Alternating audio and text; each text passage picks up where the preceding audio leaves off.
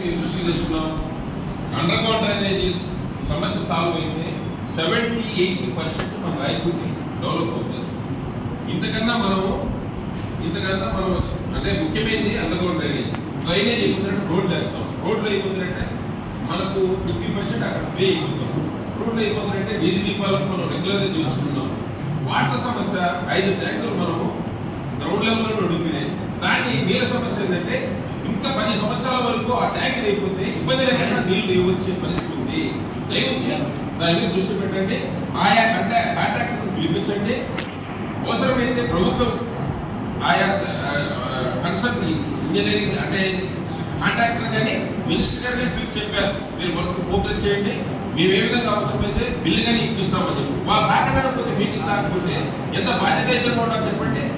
Municipal meeting గతంలో meeting rise చేశాం, మాకు కావాల్సిన అవసరం ఉంది కదా, అదే మళ్ళీ చెప్పాల్సిన అవసరం లేదు. మేజర్ సమస్య దాదాపు 300 కోట్ల రూపాయల వరకు మళ్ళీ వస్తాయా, వచ్చిన వాటిని వినియోగించుకోవాల్సిన అవసరం ఉంది కదా. దయవచ్చి మీరు కమిషన్ గారు మీరు కొత్తగా వచ్చారు, మళ్ళీ కానీ మీరు దీని మీద కొద్దిగా సమస్య సాల్వ్ చేస్తే 70-80% సాల్వ్ అవుతుంది. దయవచ్చి మీకు అది చెప్పేది. Thank you.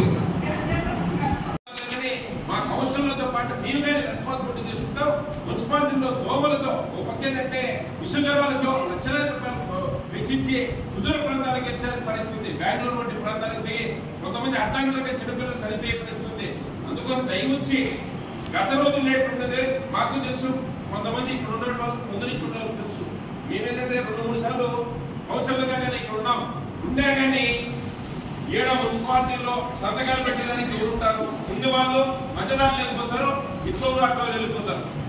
నేను లేదంటే మా వర్గము ఆ వర్గము ఈ వర్గం అని మా మీద ఇట్లా చేస్తూ వాళ్ళ పబ్బం కట్టుకునే పరిస్థితి.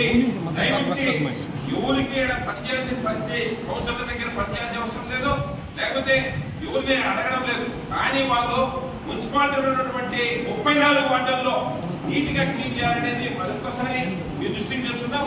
దయవచ్చి దాని మీద మీరు టైం స్పెండ్ చేసి కొద్దిగా దృష్టికి తీసుకురావాల్సి వస్తుంది. ఎవరైనా సక్రమంగా చేయకపోతే వాళ్ళని కానీ మేము కానీ మినిస్టర్ గారు కానీ ఎక్కడ కానీ పదే చెప్తున్నాం.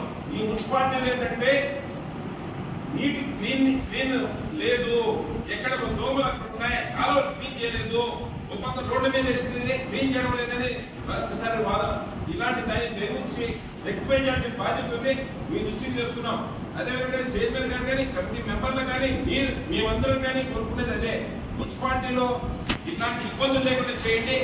మొత్తంగా మీరు మాస్టర్ చూడండి, మాస్టర్ జీతాలు తీసుకునే వాళ్ళు సక్రమంగా వస్తున్నారని చూడండి.